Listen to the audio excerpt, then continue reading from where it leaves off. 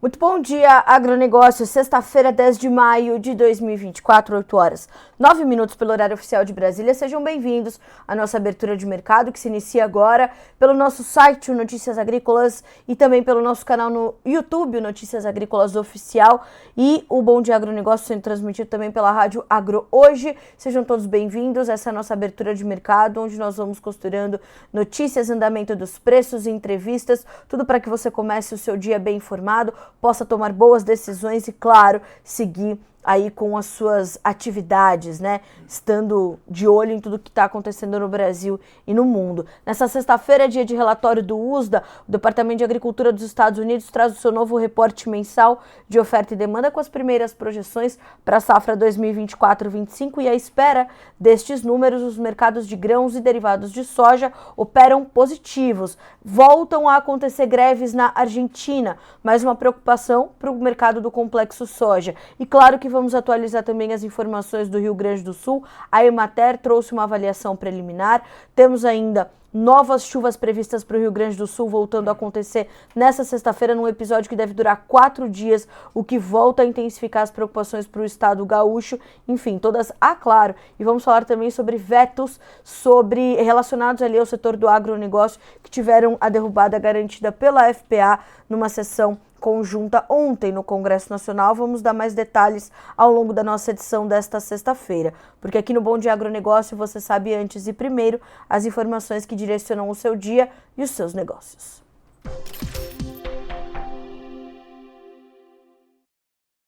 Primeira informação que vamos compartilhar com você é o andamento das bolsas. Os mercados internacionais já estão funcionando e na Bolsa de Chicago sobem os preços de soja, milho, trigo, óleo e farelo nesta manhã de sexta-feira, neste 10 de maio. A soja tem 0,5% de 0,3%, caiu um pouquinho, 0,3% de alta, o contrato julho valendo $12,11 por bushel. O milho, $4,59, este sim com 0,5% de alta. O trigo, $6,50, 2% de ganho agora. Quem lidera os ganhos na Bolsa de Chicago nessa manhã de sexta-feira é o trigo, que inclusive se recupera de movimentos de baixa consideráveis que foram registrados nos últimos dias. O óleo de soja, 1% de alta, 43 cents, mais 5 por libra-peso. E o farelo de soja, 0,5% de ganho, $374,80 por tonelada curta.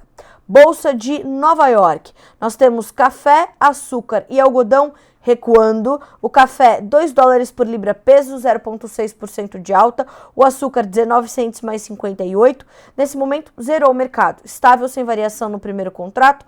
O algodão, 0,7% de baixa, para 78 cents mais 2 por libra-peso. O algodão que teve também uma semana de intensa volatilidade entre os futuros negociados na Bolsa de Nova York nesses últimos dias. Os números que chegam hoje pelo USDA também impactam este mercado. Você os acompanha aqui no Notícias Agrícolas a partir das 13 horas, horário de Brasília. Bom, petróleo, e é com ele que começamos a checar os demais grupos de commodities, como fazemos diariamente, porque estão todos ali os mercados relacionados. Hoje é dia positivo para o petróleo. O WTI sobe 0,7%, tem $79,85 por barril. O Brent, $84,40, com uma alta de 0,6%. O gás natural, 0,4% de avanço. O ouro, 1,7% de ganho. A prata, 1,8%. O cobre, esse é o que lidera a alta entre as commodities metálicas, 2,2% de ganho. E o dólar index, enquanto tudo isso acontece, sobe tímidos 0,03% para 105.130 pontos.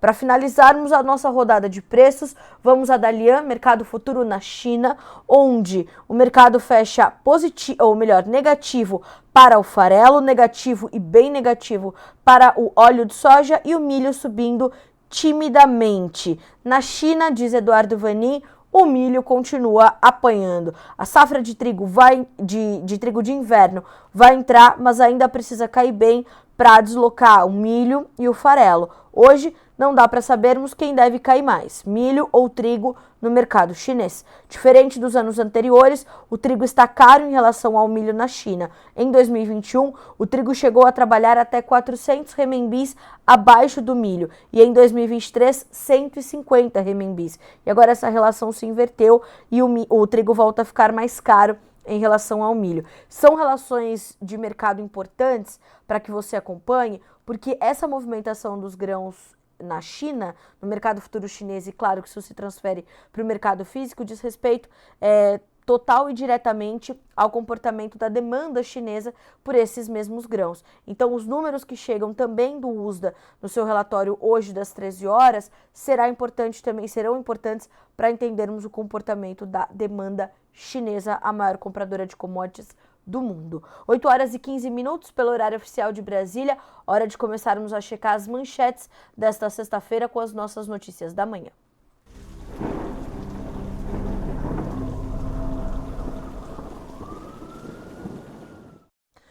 Bom, vamos falar de previsão do tempo, porque mais chuvas estão previstas para o Rio Grande do Sul a partir desta sexta-feira, em um episódio que deve durar mais 4 dias. Lembrando que as águas estão escoando para o sul do estado, já provocando novas enchentes em novos locais onde os níveis de água não estavam tão elevados.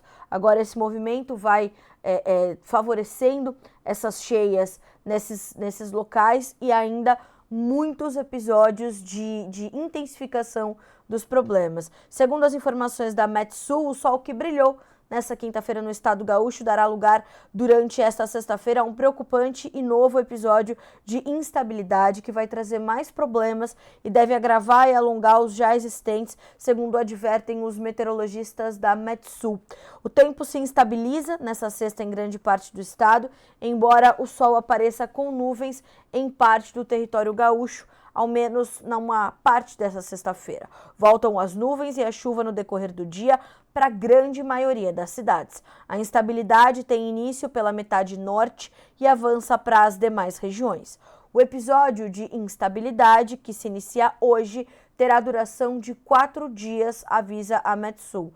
Ou seja, não será um evento rápido. Justamente a maior duração é um elemento de preocupação, porque serão vários dias seguidos com chuva em meio a um quadro ainda gravíssimo de inundações em várias cidades, com resgates que persistem por mais de uma semana.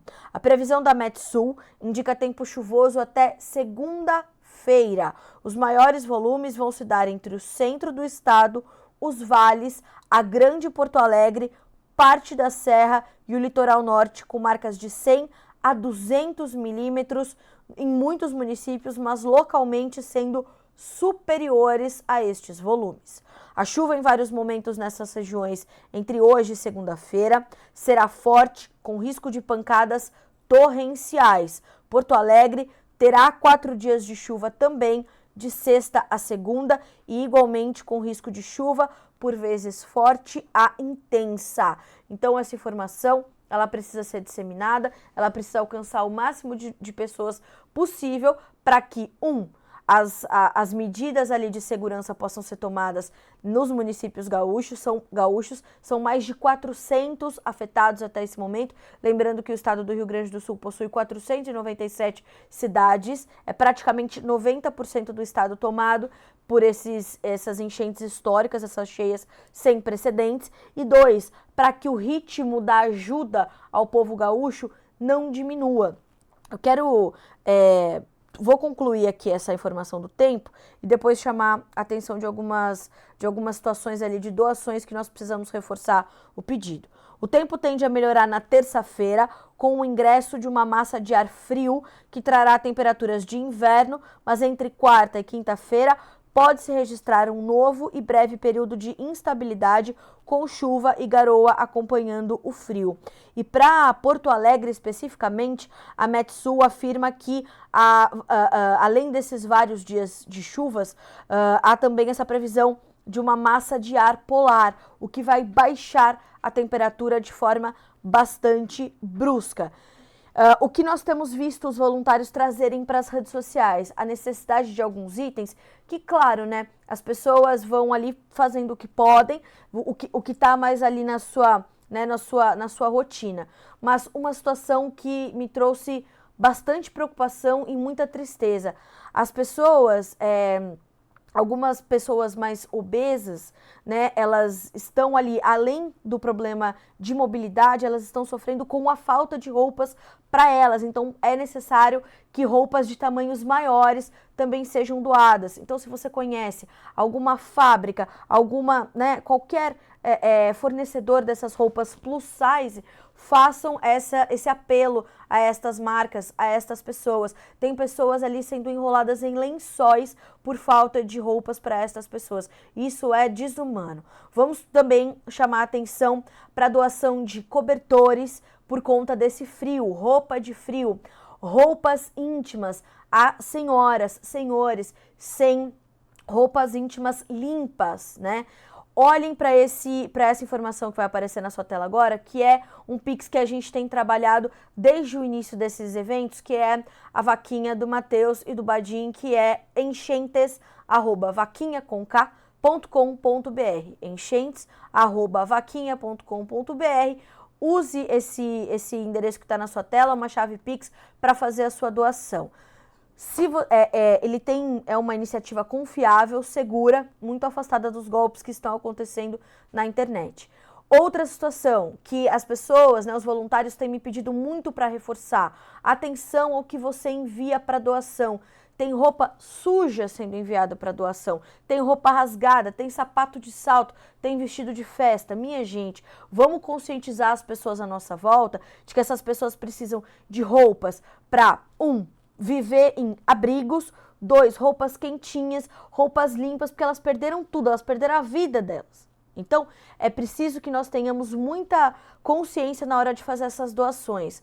Calçados, amarrem os pares, juntem os pares e identifiquem as suas doações caso vocês estejam arrecadando itens para mandar para o Rio Grande do Sul. Roupa infantil, roupa adulto, tamanho, enfim, são essas boas práticas na hora de doar. Promova essa conscientização. 8h21 pelo horário oficial de Brasília.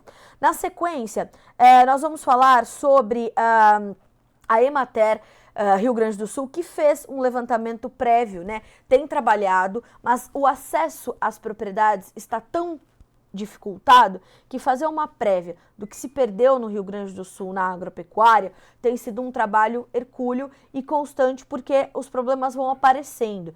Então, é uma tragédia. Eu tenho falado isso todos os dias, em curso. Ainda está acontecendo. Então, segundo o último boletim da Emater, né, durante o período de 29/4 a 5 de maio, as condições climáticas foram altamente desfavoráveis para as atividades agropecuárias no Rio Grande do Sul. O excesso de precipitação interrompeu os processos de colheita e causou inundações em vastas extensões de áreas cultiváveis. De acordo com o informativo conjuntural divulgado no final da tarde de ontem pela Emater RS Ascar, vinculada à Secretaria Estadual de Desenvolvimento Rural do Rio Grande do Sul, os danos mais significativos, segundo a Emater, foram na soja, no arroz e no feijão, segunda safra, afetando severamente as lavouras maduras e comprometendo a qualidade dos grãos devido ao prolongado encharcamento. Em lavouras com topografia declivosa, a precipitação intensa causou erosão, formando sulcos, particularmente em áreas com práticas inadequadas de manejo do solo e da água. A produção de hortigranjeiros foi drasticamente atingida, pois há grande concentração de produtos na zona submersa. O fenômeno também ocasionou danos significativos nas pastagens, a morte de animais, a interrupção da produção leiteira, entre outros problemas que se prolongarão por tempo indeterminado em regiões severamente afetadas. Ademais, provocou o transbordamento de açudes destinado à dessedentação animal e à criação de peixes. Adicionalmente, danos a infraestruturas, incluindo a destruição de estradas, pontilhões, pontos, o que dificultará a logística de transporte da produção. Registraram-se também casos de inundação e destruição de estruturas de produção, como estufas de hortícolas, estábulos, salas de ordenha, silos e armazéns, de grãos. O levantamento das perdas está sendo realizado por extensionistas da Emater RS Ascar. Entretanto, a dificuldade de acesso em decorrência da situação das estradas e das extensas áreas ainda submersas dificulta ou impossibilita a avaliação precisa, cujos resultados serão em breve divulgados. Trouxe esse início, né, da minha fala para esse boletim da Emater era justamente essa dificuldade de acesso. Já nós vamos conferir alguns vídeos, vocês vão ver que depois da próxima notícia nós teremos alguns vídeos que mostram esses danos à infraestrutura, o que é muito sério. Então não se perdeu só grãos ali nas lavouras que estavam por se colher, mas grãos que já estavam colhidos, os silos estouraram e os grãos foram todos literalmente por água abaixo. Então é uma situação preocupante e que as perdas só serão assertivas, nós só saberemos com certeza daqui ainda muito tempo. Enquanto isso é levantado pela Emater, já nós vamos também conversar com o professor Elmar Floss, engenheiro agrônomo, fisiologista, doutor Elmar Floss, né? Um grande conhecedor, um gaúcho, está em Passo Fundo, já vai falar conosco para nos ajudar a entender também como ficarão as preocupações para a próxima safra, porque em meados de maio, ali na segunda quinzena, começo de junho, deveria haver o início das culturas de inverno, o plantio das culturas de inverno, e talvez ele não poderá ser feito, nem se pode pensar nisso nesse momento. Agora, e o investimento, e o dinheiro que já se colocou, os custos de produção e a geração de renda para as próximas temporadas? Isso é algo que a gente vai já detalhar, então, com o diretor do INSE, o professor doutor Elmar Floss. Fique conosco.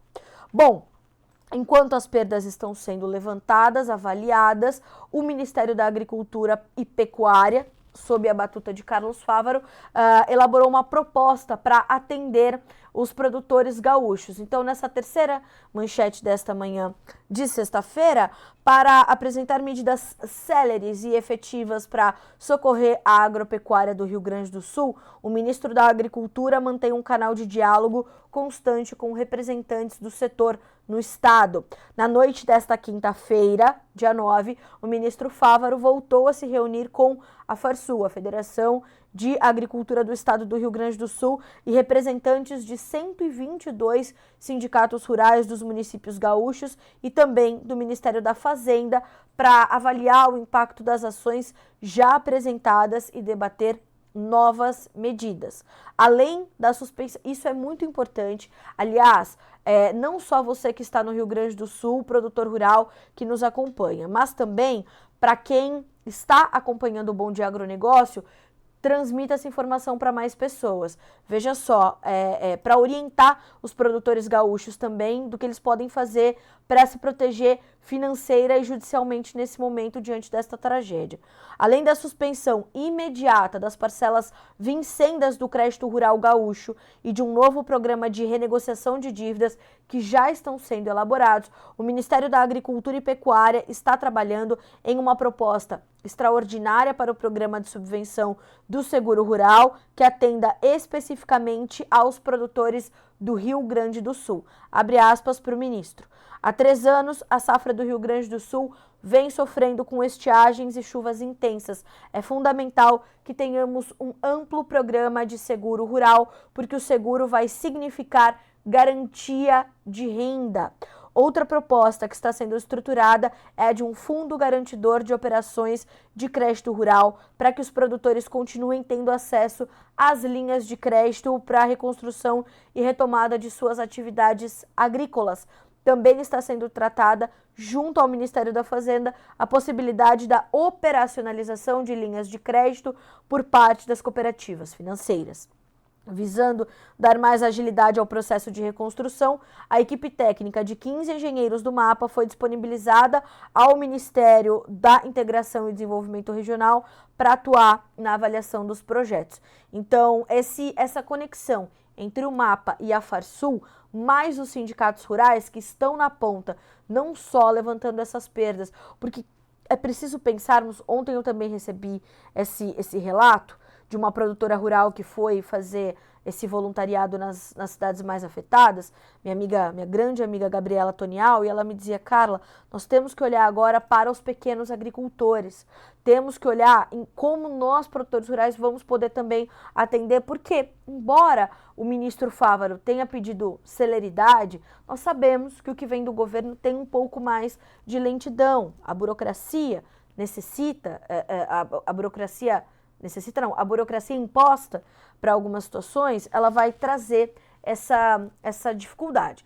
Então, os produtores maiores também estão olhando para os produtores menores, para pequenos produtores que, inclusive, não querem deixar as suas propriedades ou o que sobrou delas, né? Então, isso é muito sério. Nós vemos o agronegócio mobilizado, né, para atender também os sindicatos rurais mobilizados para atender esses pequenos agricultores, e isso é determinante, porque às vezes se incita tanto uma divisão entre a agricultura familiar e a agricultura, né, em escala maior, pequenos, médios e grandes produtores. Tudo está embaixo do guarda-chuva do agronegócio. O agronegócio não roda sem a agricultura familiar. E nós precisamos revisitar o conceito de agricultura familiar e entender do que estamos falando. Porque nós estamos falando de agricultura familiar, nós estamos falando de pequenos laticínios, de agroindústria, empregando milhares de famílias, as cooperativas. Então, todo o complexo, a complexa engenharia do agronegócio brasileiro, ela absorve a agricultura familiar como mais uma parte, né, como uma parte de um mesmo organismo. E isso é determinante que se reforce agora, porque a gente vê, né, os relatos são esses, de produtores maiores ajudando os produtores menores, absorvendo as suas necessidades. Isso é determinante. Isso faz parte do processo de reconstrução do estado do Rio Grande do Sul, né? Entender o agronegócio como um organismo só. E isso é muito importante. Quanto menos se segregar, mais se agregar, mais adiante a gente vai e mais rápida a reconstrução será. Já, claro, sabemos que vai ser demorada.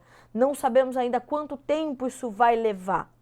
Mas, juntos, vamos mais longe. Pode ser que a gente vá um pouquinho mais devagar, mas vamos mais longe, isso é determinante. São 8h31 pelo horário oficial de Brasília. Só comentando aqui o seu Antônio Fernando da Silva, que ele diz o seguinte: Carla, me sinto muito triste com tudo isso. Seu Antônio, é um sentimento comum entre todos os brasileiros nesse momento, ou ao menos todas as pessoas de bem. Aliás, ontem também, a gente já vai conferir uns vídeos, mas é bom a gente trazendo esses compartilhamentos de perspectiva, para a gente entender o que está acontecendo. Ontem uma colega também dizia nas redes sociais o seguinte: embora as pessoas ruins façam mais barulho, as pessoas boas estão em maior quantidade. E é para elas que a gente tem que olhar. A polarização, a politização, a ideologização, vamos deixar para o lado, tá? Então, seu Antônio, nosso sentimento é o do senhor também. Vamos conferir alguns relatos que estão chegando ainda do Rio Grande do Sul e na sequência a gente traz para essa conversa o professor Elmar Floss para entendermos mais detalhadamente ainda o que está acontecendo no Rio Grande do Sul.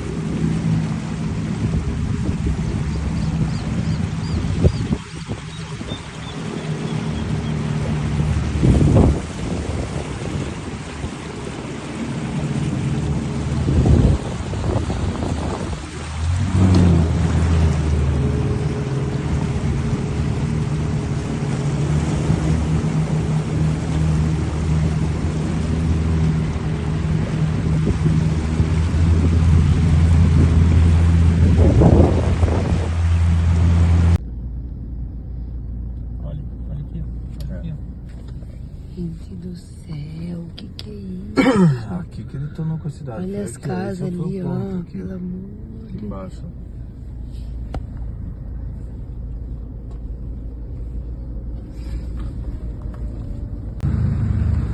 Gente do céu, olha isso aqui.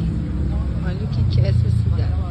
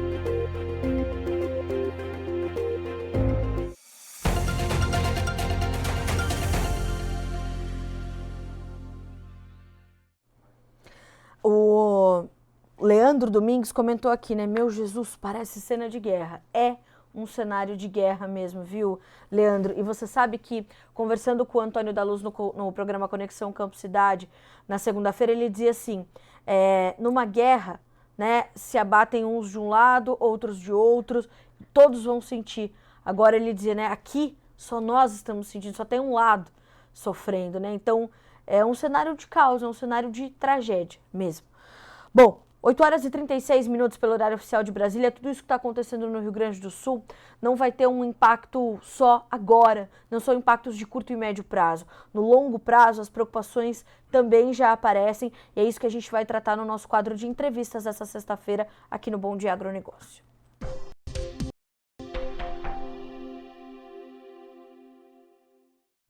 Para nos ajudar nesse entendimento, direto de Passo Fundo, no Rio Grande do Sul, conosco o professor doutor Elmar Floss, diretor do INSEA. Professor, sempre bom estar com o senhor, ainda mais num momento como esse, em que o senhor está no estado do Rio Grande do Sul, tão sofrido, tão sentido, mas em segurança. Bom dia, seja bem-vindo.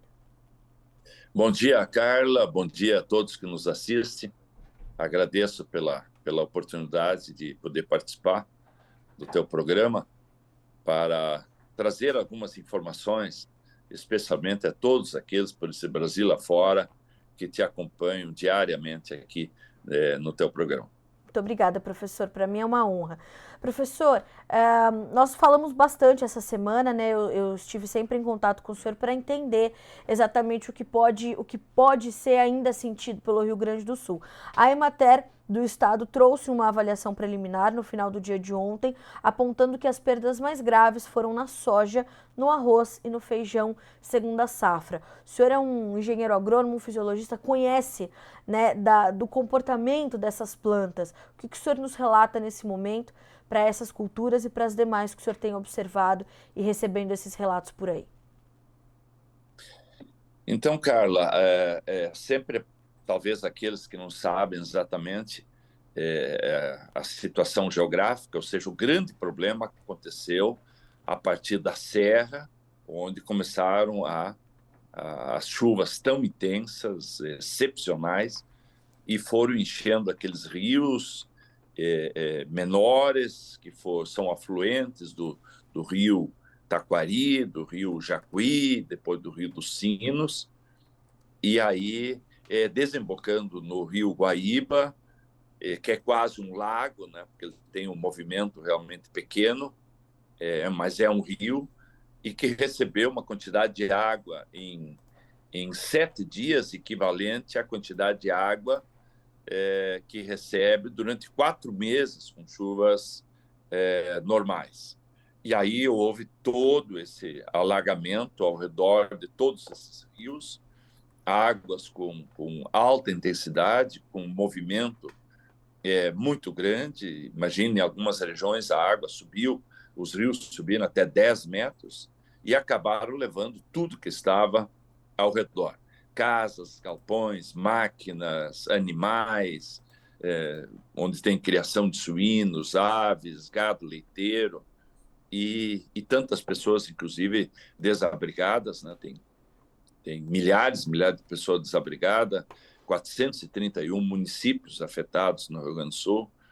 Até ontem, 107 mortos já contabilizados, mas tem mais 120 e poucos, 141 desaparecidos, que provavelmente foram levados pela enxurrada. E aí pegou essas lavouras ribeirinhas, que nós chamamos as terras baixas. Especialmente ainda tinha arroz para colher, e tinha também soja ainda, porque nós temos muita chuva. Até para ter uma ideia, eu olhei hoje os dados aí da estação meteorológica de Passo Fundo, que é da Embrapa Trigo, e só para ter uma ideia, em janeiro choveu 225,9 milímetros em Passo Fundo, quando no normal, a média normal, é 173. Em fevereiro, 318,2 milímetros, quando a média normal é 146,9. Em março, choveu 194 milímetros, por uma média de 137. Até foi muito bom aqui com o pessoal do Planalto Sul-Grandense, que é essa grande região que vai desde Bom Jesus até São Borja, tá? A principal área de produção de soja do Rio Grande do Sul, o pessoal pôde colher. E aí, a partir de abril, já as chuvas intensificaram, 247 milímetros para o normal de 140, o próximo da média. Só em maio, 274 milímetros até o momento. E tivemos 3 dias sem chuva, 7, 8 e 9 sem chuva, e já tem 274 milímetros em Passo Fundo, para uma média do mês de 153. E de hoje até terça-feira tem uma previsão em Passo Fundo de mais de 180 milímetros, como é de resto também em outras regiões. Então, são chuvas realmente excepcionais que fizeram com que os agricultores tiveram dificuldade de colher, porque só chovia, áreas úmidas, essas áreas de terras baixas, é difícil de entrar com máquina, precisa muitos dias após uma chuva para poder entrar com máquinas. E ali tivemos perda na soja, tivemos perda no arroz. Eu não vi esse boletim da Emater, não sei exatamente quanto eles consideraram de perda na soja e no arroz, porque nós temos diferentes dados aqui, isso da Emater eu não conheço, Carla. O senhor sabe que eles não dão muitos detalhes em números, professor, mas no caso da soja, eles trazem uma análise muito parecida com a do senhor, trazendo esse avanço da colheita aonde era possível, essas áreas restantes em 24%, e as perdas, eles não trazem números, eles dizem, as perdas de produção serão elevadas, podendo atingir até 100% das áreas remanescentes. Algumas infraestruturas de armazenagens de grãos também foram danificadas, o que pode afetar a produção colhida anteriormente. Então, ainda há um cenário de extrema incerteza, né, professor? É verdade, até porque em algumas regiões ninguém conseguiu chegar lá. Lá não Sim. tem luz, lá não tem... caiu a internet e não tem pontes. E agora, quer dizer, a primeira prioridade era, sem dúvida alguma, salvar pessoas. Ainda está se buscando pessoas, né, que estavam ilhadas e colocando elas em condições de segurança. Mas a água não baixou muito ainda, porque, veja, o recorde que tinha para o Rio Guaíba, de 4,71 m, 4,76 m, é de 1941, que chegou a 5,33 m. E agora baixou, o último é de 4,77 metros. Quer dizer, apesar assim, de ser uma notícia auspiciosa, que as águas estão lentamente baixando, mas nesse momento ainda nós temos a enchente de 1941, que foi a enchente mais histórica que se tem registros. Então tem muita água ainda. Então os agricultores, em muitos lugares, eles não têm nem condições de entrar para colher.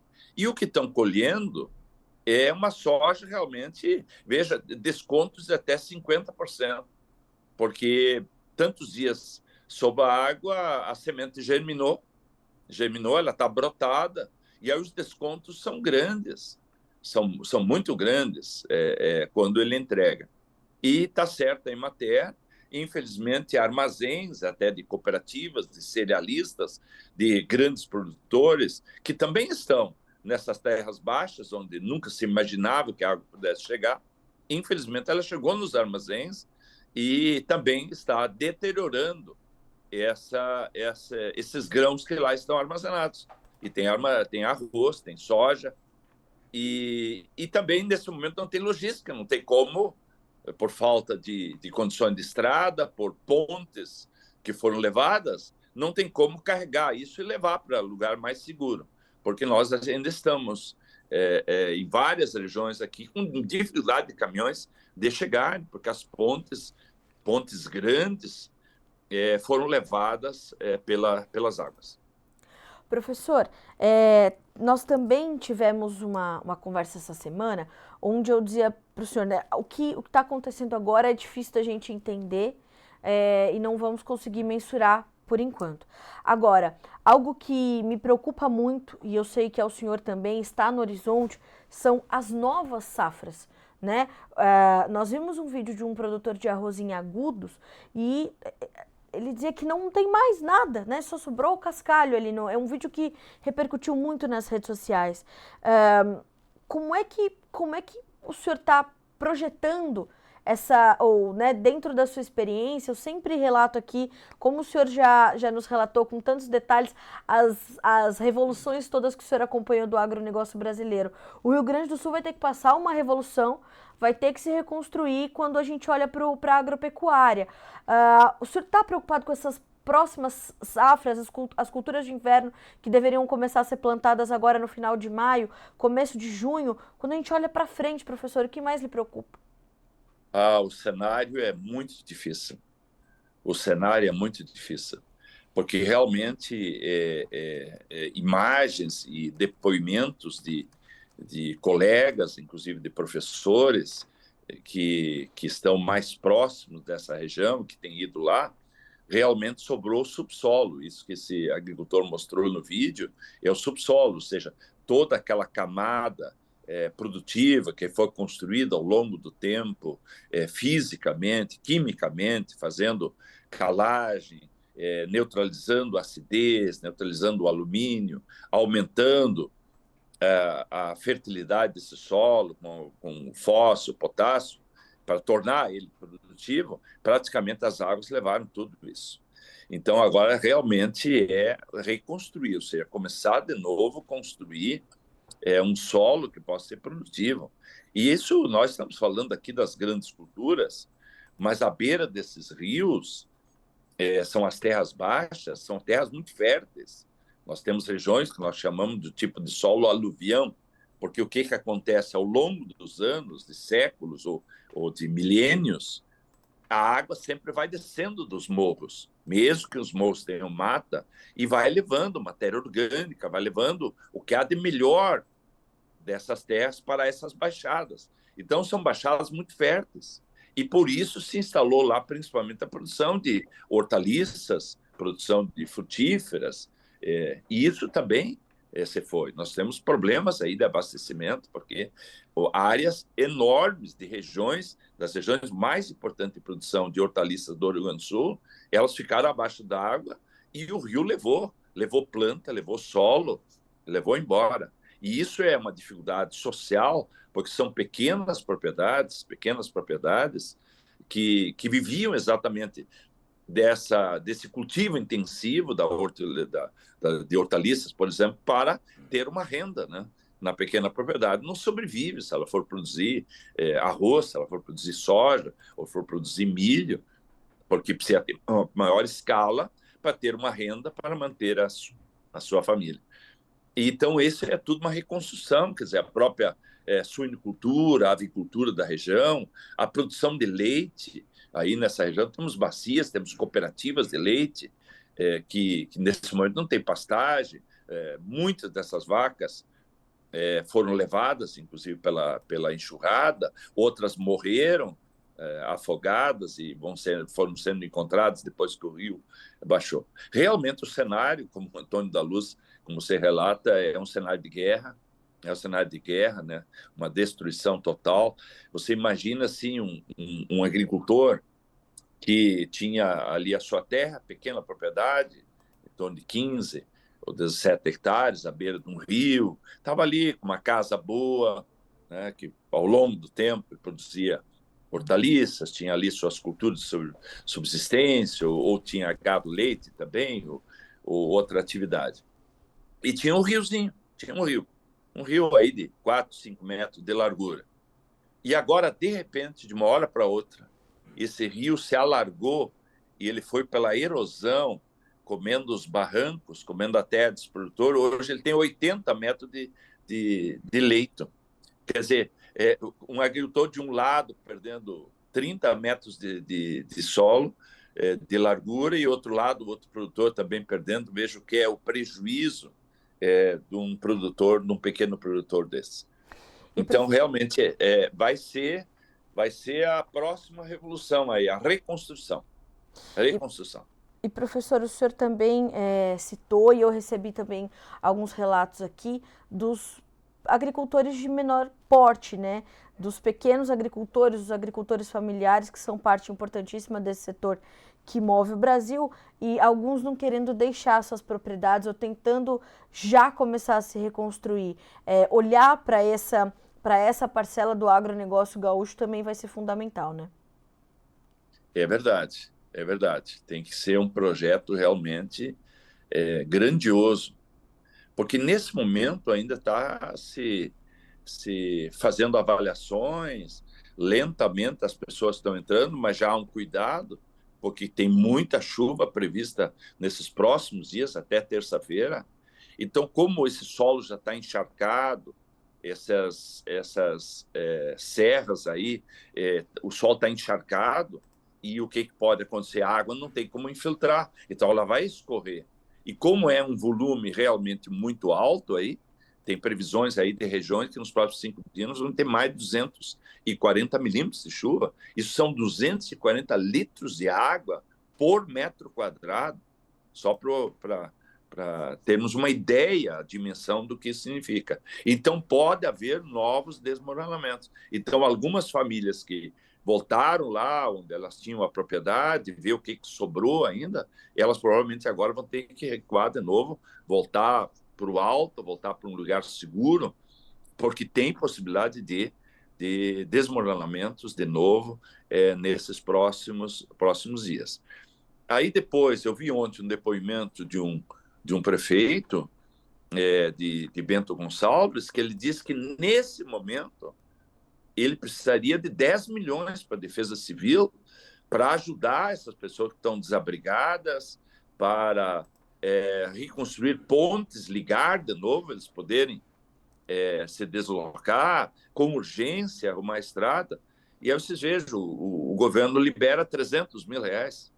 Quer dizer, não chega. Acho que ainda as autoridades federais não têm ainda a dimensão do que precisa para essa reconstrução, porque é realmente uma coisa que nenhum de nós que estamos vivos hoje vivemos, a não ser aqueles que já tinham nascido em 1941, e vejo que agora a enchente, a tragédia foi muito maior do que foi em 1941.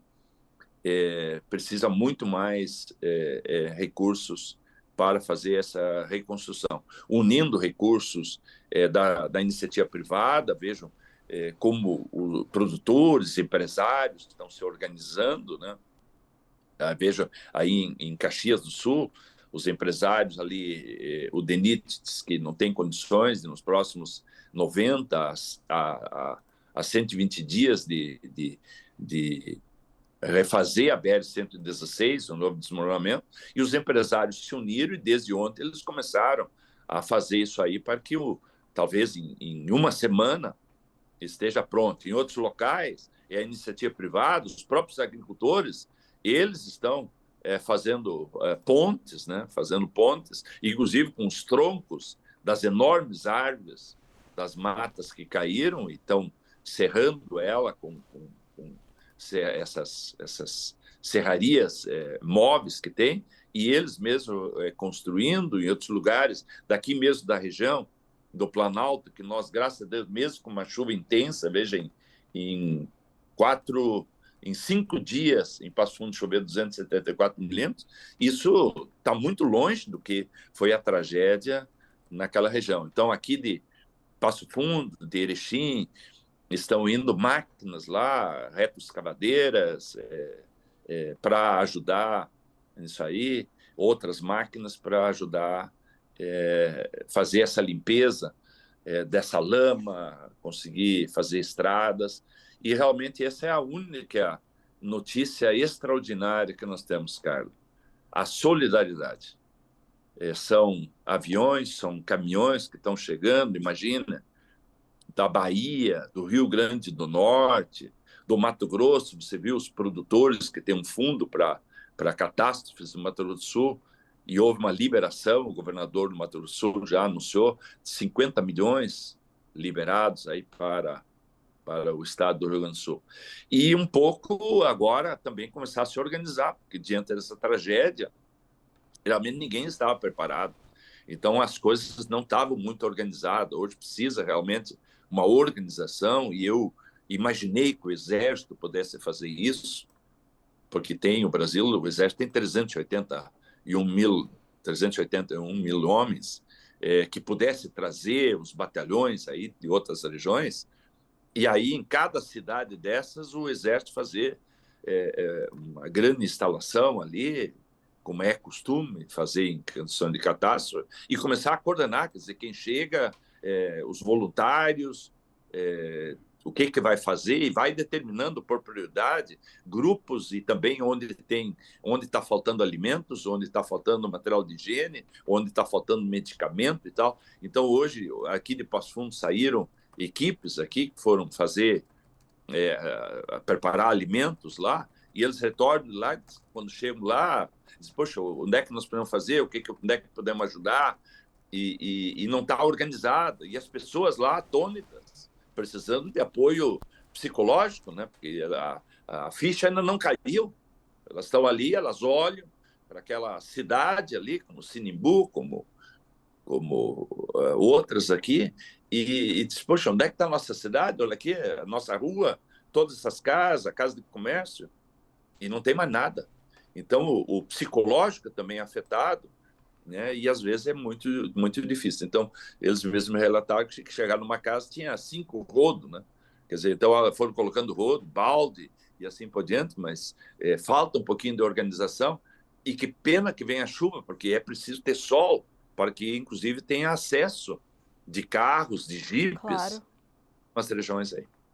Professor, infelizmente, né, o nosso tempo é um pouco ajustado. Para finalizarmos, eu queria ouvir um pouco da sua experiência também, em relação ao que ocasionou, na sua perspectiva, com o seu profissionalismo e a sua experiência, do que o senhor já viu, do que o senhor conhece do Rio Grande do Sul e do Brasil, o que ocasionou um evento como esse, dessa magnitude, dessa proporção, em 2024. É um tema que é debatido o tempo todo, né? Se quer culpar alguém, eu queria ouvir do senhor, um homem tão experiente, conhecedor da natureza. Eu queria entender do senhor como é que o senhor avalia as causas de uma situação como essa que o Rio Grande do Sul está vivendo agora. Essa questão climática, ela está ideolizada, ela está politizada no mundo. Vejo que existem 2 grandes grupos, né? o grupo do Al Gore, que hoje se sabe que é um projeto, que era um processo muito mais geopolítico, né? Ganhou prêmio Nobel, ganhou muito dinheiro com venda de livros, com filmes, e criou. Veja que a Marina Silva, ministra do Meio Ambiente, acompanhou o presidente Lula aqui e quando ela foi dar uma entrevista para a imprensa, ela culpou o desmatamento durante o período do governo Bolsonaro. Então, realmente, foi o período que menos teve desmatamento no Brasil. Os órgãos estatais, não os órgãos de governo, como o INPE, órgão de Estado, não de governo, porque muitas vezes em governo a gente pode confiar muito pouco, mas organizações de Estado, que são exatamente para o cidadão, que são a continuidade, eles informam que nós, nesse momento, temos mais desmatamento. Bom, nós temos assim, é a maior tragédia desde que tem registros. Então, você pega um outro grupo, o grupo da Dinamarca, o grupo do Instituto de Greenwich, e no Brasil tem vários pesquisadores importantes na Unicamp, na USP, que estudam isso, que estão nesse grupo, que mostram que essas questões climáticas, elas são cíclicas. Elas são cíclicas. Então, ninguém, hoje, para falar de 1841, tem poucas pessoas que estão aqui e que ainda lembram do que aconteceu, mas não tem mais ninguém para dizer o que aconteceu em 1893, quando tiver também. E aí a gente pode tirar para trás, mas será que nos anos 1800, 1700, 1600, 1500, tivemos chuvas tão intensas ou não? Tivemos também grandes secas? Se pegar o Rio Grande do Sul, uma das maiores estiagens que o Rio Grande do Sul teve, que tem registro histórico, foi durante a Revolução Farroupilha, aí de 1835, 36, 37. Aliás, é uma das razões porque os farrapos, farroupilhas, perderam a guerra para o Império e não conseguiram que essa região aqui ela se tornasse independente, porque não tinha comida para os animais, não tinha comida para os cavalos, as crianças morreram de fome, mulheres morreram de fome, infelizmente.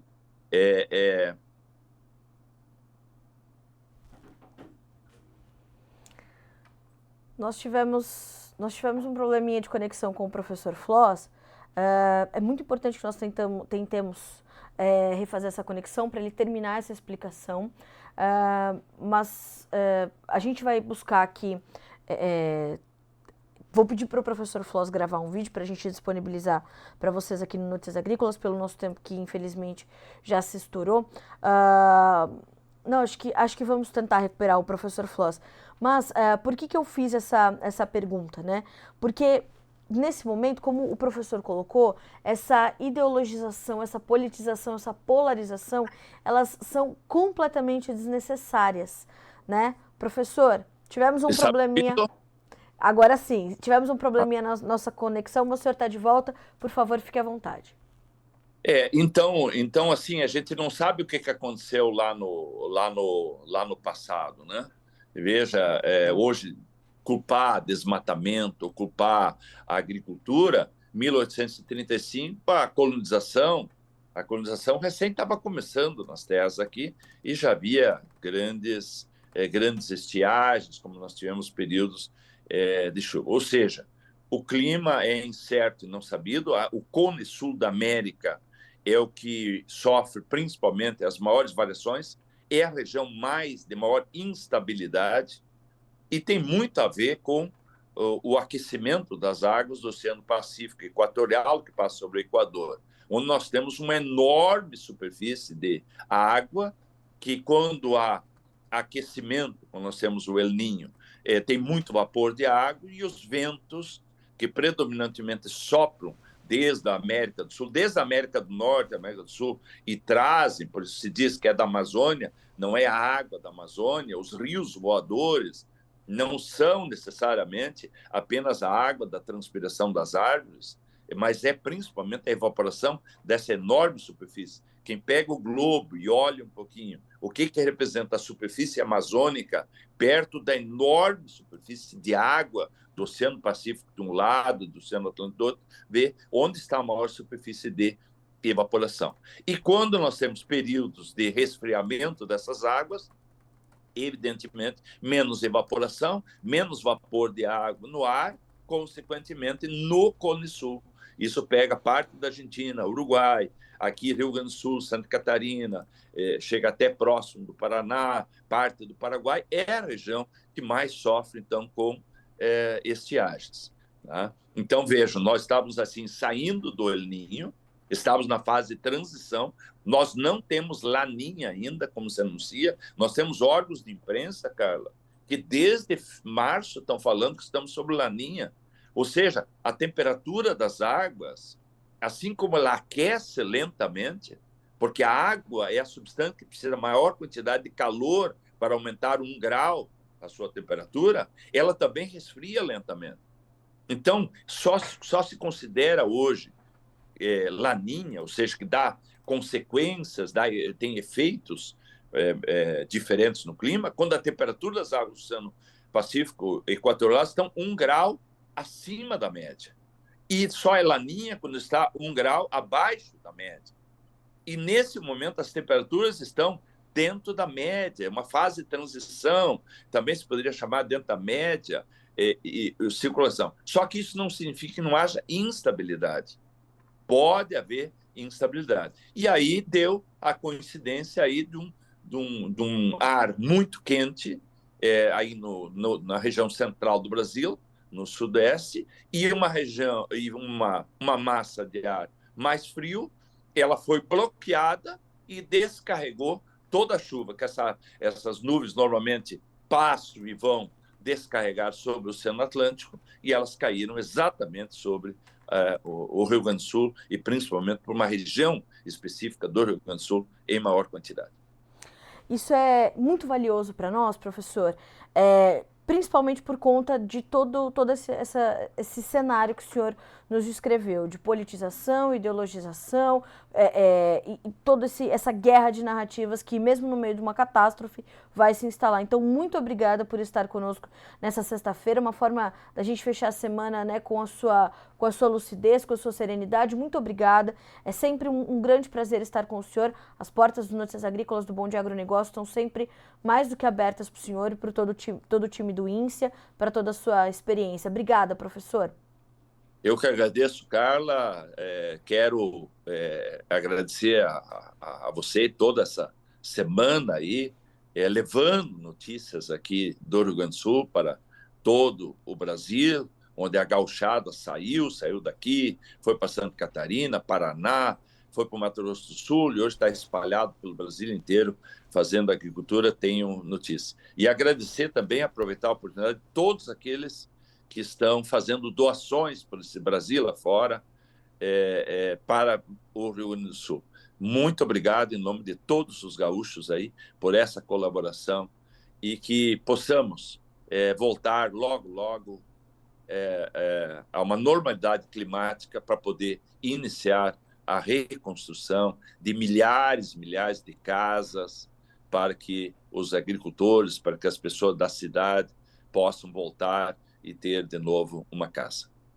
Professor, muito obrigada. Um bom final de semana para o senhor. Por favor, permaneça em segurança.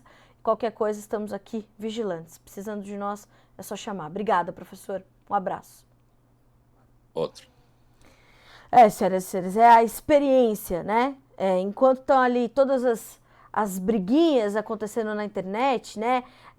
Que coisa boa ouvir a experiência, a serenidade e a lucidez do professor Elmar Floss. Eu quero agradecer a todas as mensagens que nós recebemos aqui durante o nosso Bom Dia Agronegócio desta sexta-feira e desta semana, e reforço a você: continue ajudando o Rio Grande do Sul. Os problemas continuam se intensificando, se agravando. Nós temos trazido bastante aqui esta chave Pix, enchentes@vaquinha.com.br, uma iniciativa séria, uma iniciativa responsável e fazendo com que o dinheiro e os donativos cheguem às pessoas mais necessitadas agora, porque a necessidade é agora. O Notícias Agrícolas continua também fazendo o seu trabalho de informar, é o jornalismo pelo jornalismo. Precisamos informar o que está acontecendo e assim seguiremos por aqui. Obrigada pela sua companhia durante toda essa semana. Ainda nessa sexta-feira continuamos juntos e o Bom Dia Agronegócio está de volta na segunda-feira a partir das 8 horas em ponto aqui para você no Notícias Agrícolas. Um bom final de semana. Continue ajudando o Rio Grande do Sul. A gente se vê na semana que vem. Até mais.